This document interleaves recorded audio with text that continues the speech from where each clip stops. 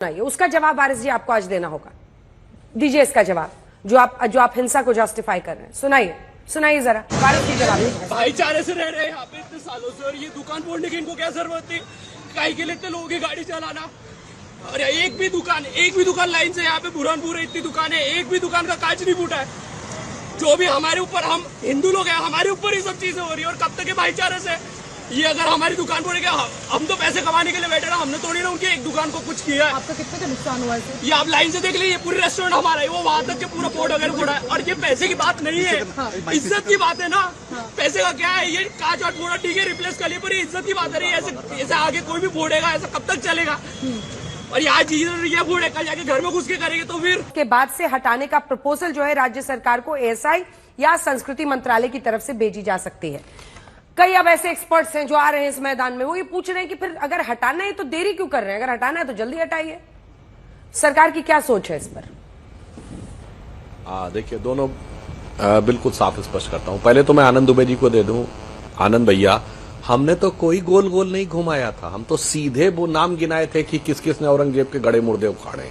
गोल तो आपने घुमाया। अरे सरकार हमारी है, पुलिस प्रशासन क्या करेगा ये हम तय करेंगे। आप ये तो बोल पाते कि वो भीड़ किसकी है, वो भीड़ कौन है जो ये कर रही है। मुझे याद है बाला साहब ठाकरे जी का एक इंटरव्यू, जिसमें उनसे पूछा गया था कि सुना है कि इन दंगों में आपका हाथ है, तो उन्होंने बोला हाथ नहीं पैर है, क्योंकि कुछ लोग पैर की भाषा समझते हैं। जो बाला साहब के पैर की धमक से हिल जाया करते थे, आज उनके पैरों में गिर पड़े हैं, इसलिए ये नहीं बोल पाते कि क्या बोलना चाहिए। अब अंजना जी, आपकी बात का जवाब देता हूं, जो एक टेक्निकल बात कही जा रही। पहली बात तो मैं कहता हूं कि किसी की कब्र क्यों उखाड़नी चाहिए, उसका भी मैं आधार बताता हूं। मैं पूछना चाहता हूं अपने विरोधियों से, आजादी के बाद भारत के तमाम जगहों पे लगी हुई क्वीन विक्टोरिया और किंग जॉर्ज और तमाम बड़े बड़े वाइसरॉय की मूर्तियां उखाड़ी गई थी कि नहीं?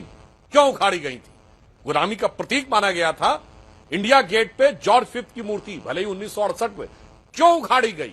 इसलिए उखाड़ी गई कि गुलामी का प्रतीक माना गया। तो पहली बात तो यह है कि जिन्होंने सहेज के रखा, चलो वहां तो औरंगजेब की कब्र औरंगजेब के जमाने में बनी थी मेरे भाई। ये भारत के झंडे में हरा रंग, इस हरे से मतलब नहीं है। वो हरा रंग हरियाली का प्रतीक है, जो वंदे मातरम में कहा गया, सुजलाम सुफलाम मलयज शीतलाम शस्य श्यामलाम मातरम वंदे। मेरे भाई, कितना हरा चढ़ गया दिमाग पे कि हरा रंग जो हरियाली का प्रतीक था वो मुसलमानों का हरा नजर आने लगा। धन्य है भाई, ये तो भगवा रंग वाली पार्टी के ऊपर कैसा हरा रंग चढ़ा है, ये तो मेरे लिए समझ से परे है। अब मैं इसका टेक्निकल जवाब देता हूं, जो इन्होंने कहा उखाड़ देना चाहिए। जानते हैं अंजना जी, पेच क्या है? सिर्फ एएसआई प्रोटेक्टेड मॉन्यूमेंट होता तो कोई बात नहीं थी। 170 से अधिक प्रोटेक्टेड मॉन्यूमेंट आजादी के बाद प्रोटेक्शन से हटाए गए, मगर 1973 में महाराष्ट्र वक्फ बोर्ड ने इस पे दावा कर रखा है। और महाराष्ट्र वक्फ बोर्ड का दावा तब तक खारिज नहीं हो सकता जब तक वक्फ बोर्ड की धारा 51 के अनुसार 2/3 वक्फ बोर्ड के सदस्य उस दावे को विड्रॉ न कर लें। फिर वक्फ बोर्ड के ट्रिब्यूनल में जाएगा, फिर वक्फ बोर्ड के ट्रिब्यूनल से यदि हार जाए तो फिर कोर्ट में जाएगा। इसीलिए वक्फ बोर्ड का बिल पास होना पहले जरूरी है। तो ये इस प्रकार के अकारण अवांछित जो दावे हैं, वो सारे दावे जब खत्म होंगे तो समाधान निकलेगा। तो मैं पूछना चाहता हूं आनंद दुबे जी से, वक्फ बोर्ड पे समर्थन कर रहे हैं कि नहीं? और इंडी गठबंधन वालों से कहिए, अगर वो कह रहे हैं उखाड़ना है तो वो समर्थन करें, ताकि वो दावा खत्म को लेकर ये बवाल हो रहा है, छावा फिल्म को लेकर ये हो रहा है, वो हो रहा है, तो भाई संभालिए ना स्थिति को। आप सरकार है, ये हर जगह बताते रहना कि सुनियोजित साजिश है, ऑर्गेनाइज्ड है। अरे तो ऑर्गेनाइज्ड क्राइम भी रोकना आप ही का काम है ना सुधांशु जी। हाँ बिल्कुल, मैं बता रहा हूं। देखिए, जो इन्होंने छावा में कहा, छावा से किसी की भावनाएं कैसे आहत हो रही हैं? शहीद आजम भगत सिंह पे जो फिल्म बनी थी, मैं पुरानी वाली मनोज कुमार की भी बात कर रहा हूं, उसमें दिखाया गया था कि कैसे अंग्रेज उनको प्रताड़ित कर रहे थे, कोड़े मार रहे थे, घावों पे नमक छिड़क रहे थे, बर्फ की सिल्लियों पे। तो किसकी भावनाएं भड़क गई भाई? किसी ईसाई की भावना भड़की क्या? यही मैं कहना चाहता हूं। बात है तो मैं दर्शकों को याद दिलाना चाहता हूं, 2012 मुंबई का आजाद मैदान, अमर जवान ज्योति ऐसे तोड़ी गई थी और दर्जनों चैनलों की उस समय ओबी वैन तोड़ी गई थी। क्यों तोड़ी गई थी? कि बर्मा में रोहिंग्या मुसलमान मारे जा रहे हैं, इसके लिए मुंबई में अमर जवान ज्योति क्यों तोड़ी गई थी? जबकि बाद में वो खबर झूठी निकली। जो फेसबुक पे पोस्ट थी वो थाईलैंड के तूफान में मारे गए लोग थी। 2012 आजाद मैदान, ये जहनियत वही है। कितने ही चैनलों की ओबी वैन तोड़ी गई थी। यानी मार धाड़ तोड़ फोड़ करना और अपने को कानून से ऊपर समझना, अपने को विदेशियों के साथ जोड़ के रखना। मेरे भाई वारिस जी, सिर्फ ये बता दो, छावा फिल्म में संभाजी महाराज के साथ हुए अत्याचार दिखाने से कि अगर औरंगजेब कर रहा था, किसकी भावना आहत हुई और क्यों आहत हुई, मुझे बता दी। तो मुझे इस बात पे घोर आपत्ति है कि वारिस पठान ने यह कहा कि छावा फिल्म आलतू फालतू है। छत्रपति संभाजी महाराज, जिनके लिए कहा गया है कि देश धर्म पर मिटने वाला शेर शिवा का छावा था, महाप्रतापी, परम प्रतापी, महापराक्रमी एक ही शंभू राजा था। और वारिस पठान जी, हम नहीं जोड़ते मुसलमानों को मुगलों से। आपके नेता अकबरुद्दीन ओवैसी ने बोला था हमने 800 साल इस देश पे हुकूमत की है। वो हम कौन है भाई जिसने 800 साल हुकूमत की? किसने कहा था कि आगरे का ताजमहल किसके बाप ने बनवाया, लाल किला किसके बाप ने बनवाया, हैदराबाद का चार मीनार किसके बाप ने बनवाया? बाप आप मानते हैं, हम नहीं मानते कि भारत के किसी मुसलमान का बाप मुगल है या औरंगजेब है, मगर जिन्होंने बाप बनाया है वही आग लगा रहे हैं, उन्हीं की भावना आहत हो रही है। इस दौर में कौन ये 17वीं शताब्दी के गड़े मुर्दे उखाड़ रहा है? ये हमने उखाड़ा क्या? अबू आजमी समाजवादी पार्टी के ये उखाड़ के लाए। उसके बाद उखाड़ने में जुट गए कांग्रेस के राशिद अल्वी, हमारी पार्टी के तो नहीं थे। फिर आ गए इमरान मसूद, वो बोटी बोटी फेम वाले। उसके बाद वो भी कांग्रेस के नेता, और औरंगजेब की कब्र पे फातिया पढ़ने वाले इमरान प्रतापगढ़ी, जो राज्यसभा सांसद महाराष्ट्र से महायुति की सरकार में उद्धव ठाकरे के मुख्यमंत्री रहते हुए वो आ गए।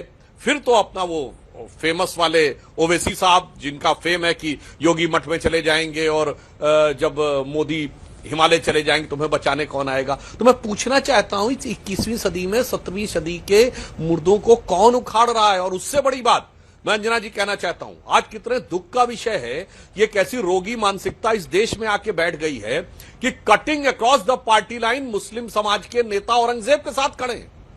Cutting across the party line Muslim समाज के नेता औरंगजेब के साथ खड़े हैं, मगर हिंदू समाज को देखिए तो वो एक निर्दयी क्रूर बादशाह के साथ खड़े हैं। यहां cutting across the party line भगवान के साथ नहीं खड़े थे। सोचने का विषय है गहराई से।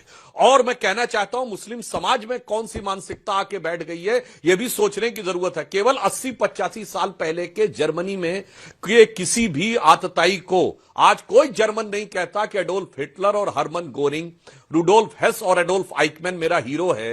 आज कोई क्रिश्चियन नहीं कहता कि लॉर्ड वेलेजली से लेके लॉर्ड क्लाइव से लेके, इनको तो लॉर्ड कहना ही नहीं चाहिए, कि जॉर्ज फिफ्थ मेरे हीरो हैं। पता नहीं मुसलमानों में ये कौन सी मानसिकता है कि बाबर, तुगलक, औरंगजेब मेरे हीरो हैं। इस मानसिकता को समझाने की, पहचानने की और सुधार करने की जरूरत है, मगर वोट बैंक की सस्ती सियासत के चलते हुए सब इसको बढ़ाने में लगे होते हैं। अब इस घटना को देखिए आप। मैं अंजना जी कहना चाहता हूं, यही वारदातें क्या जो नागपुर में आज दिख रही हैं, ये कोई छोटी मोटी चीज नहीं है। यही 2012 के मुंबई के आजाद मैदान में दिखा था, यही दिल्ली में दिखा था 2020 में, यही संभल में दिखा अभी पिछले साल, और यही कश्मीर में दिखता था।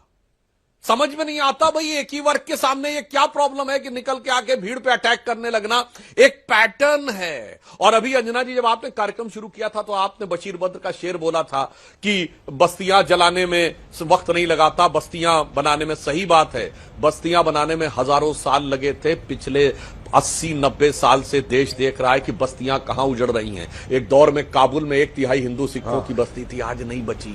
रावलपिंडी, पेशावर, लाहौर, कराची, ढाका, चिटगांव में नहीं बचे, कश्मीर में नहीं बचे। अब तो असम के आइए भारत में, धुबरी, बरपेटा, करीमगंज में नहीं बचे, मालदा 24 परगना में नहीं दिख रही है बस्ती, मल्लापुरम में नहीं बस्ती। हम कहते रहे कुछ बात है कि बस्ती दिखती नहीं तुम्हारी। अब तो मैं चाहूंगा काबुल, ढाका, पेशावर, लाहौर, कराची तो छोड़ो, अब तो कश्मीर से लेके मल्लापुरम तक और मालदा से लेके और धुबरी, बरपेटा, करीमगंज तक दिखती बस्ती नहीं तुम्हारी। इसलिए मैं कहना चाहता हूं, यह घटना नहीं है, यह एक संकेत है, यह एक सिम्टम है। यह सिम्टम एक गहरे रोग का है जिसे समझने की और इसके निवारण करने की जरूरत है, ना कि इसको बढ़ाने की जरूरत है।